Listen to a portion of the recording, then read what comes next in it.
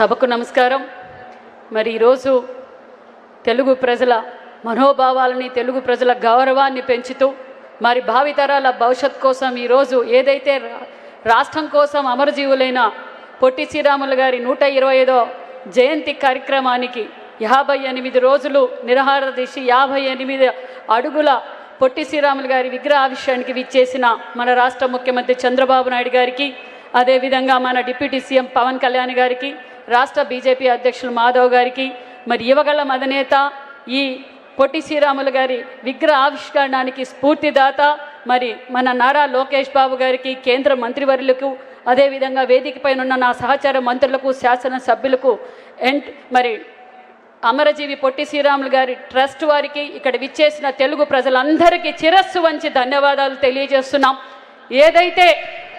మన పొట్టి శ్రీరాములు గారు మన తెలుగు రాష్ట్రం కోసం ఏ విధమైతే పోరాటం చేశారో, ఈరోజు రాజధాని అంటే దేవతల అమరావతి రాజధాని నడి ఒడ్డున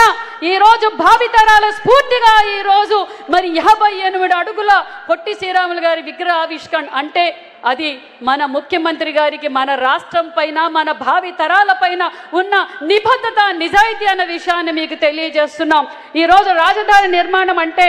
భవనాలు నిర్మించడం కాదు, భవిష్యత్తు నిర్మించడం అని తెలుసుకున్న వ్యక్తి మన విజనరీ లీడర్ మాన్య శ్రీ ముఖ్యమంత్రి చంద్రబాబు నాయుడు గారు అనే విషయం తెలియజేస్తూ, మరి నిజంగా ఈరోజు మనం ఇంత స్వేచ్ఛగా ఇంత అభివృద్ధి బాటలో పరిగెత్తుతున్నామంటే అలాంటి అమరజీవులు ఎంతోమంది ఈరోజు మన రాష్ట్రం కోసం పోరాటం చేశారు. అందులో ముఖ్య వ్యక్తి మన పొట్టి శ్రీరాములు గారు అన్న విషయం తెలియజేస్తూ, మరి ఈరోజు మనం ఈరోజు చాలా గర్వంగా ఉంది. ఎందుకంటే ఈరోజు మనం తెలుగు రాష్ట్రాల్లో ఏదైతే పొట్టి శ్రీరాములు గారు రాష్ట్రం కోసం త్యాగం చేశారో, మరి తెలుగు వారి గౌరవాన్ని నిలబెట్టడానికి అన్న నందమూరి తారక రామారావు గల్లీ నుంచి ఢిల్లీ వరకు మేము సైతం తెలుగు వారు అని గౌరవంగా చెప్పుకునేలా అన్న నందమూరి తారక రామారావు గారు చేస్తే, మరి పొట్టి శ్రీరాములు గారి త్యాగం అన్న నందమూరి తారక రామారావు గారి ఆశయాలను కొనసాగిస్తున్నారు మన విజనరీ లీడర్ మాన్యశ్రీ ముఖ్యమంత్రి చంద్రబాబు నాయుడు గారు అన్న విషయం మీకు తెలియజేస్తున్నాం. ఈరోజు పొట్టి శ్రీరాములు గారు విగ్రహావిష్కరణ భావితరాలకు స్ఫూర్తి అన్న విషయాన్ని మరొకసారి తెలియజేస్తూ, ఒక పక్క ఈరోజు సంక్షేమ పథకాలతో పాటు రాష్ట్రం కోసం పోరాటం చేసి త్యాగులైన వారిని స్మరిస్తూ, ఒక పక్క road connectivity, air connectivity, port connectivity, rail connectivity, horticulture, agriculture, sericulture, industrial హబ్గా ఈరోజు ఈ రాష్ట్రం కోసం ఏదైతే వారిని స్ఫూర్తిగా తీసుకున్న పొట్టి శ్రీరాములు గారిని, అన్న నందమూరి తారక రామారావు గారిని స్ఫూర్తిగా తీసుకున్న వ్యక్తి మన ముఖ్యమంత్రి చంద్రబాబు నాయుడు గారు అనే విషయం తెలియజేస్తూ, 6 వయసుల ముద్ద బిడ్డగా మన పొట్టి శ్రీరాములు గారు నిజంగానే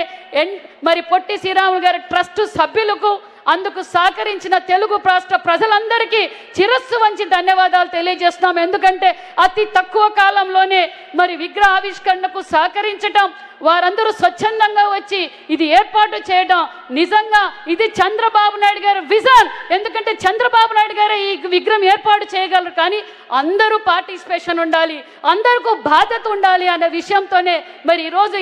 మరి ట్రస్ట్కి ఏర్పాటు చేయడం, ట్రస్ట్కు స్థలం ఇవ్వటం కూడా ఏర్పాటు చేశారన్న విషయాన్ని మీకు అందరికీ తెలియజేస్తూ, మరి మన డిప్యూటీ సీఎం పవన్ కళ్యాణ్ గారు ఈరోజు నిజంగానే నిజాన్ని నిర్భయంగా మాట్లాడగలరు. మరి ఏదైనా ఈరోజు పల్లె పండుగ కావచ్చు, మరి పొల్యూషన్ కావచ్చు, ఎన్విరాన్మెంట్ కావచ్చు, ఈరోజు అన్ని విధాలుగా ఈరోజు కూటమి ప్రభుత్వంలో అభివృద్ధి ధ్యేయంగా పనిచేస్తున్నామన్న విషయం తెలియజేస్తూ, మరి తెలుగు రాష్ట్రాలని ఏదైతే ముఖ్యమంత్రి చంద్రబాబు నాయుడు గారు భారతదేశంలోనే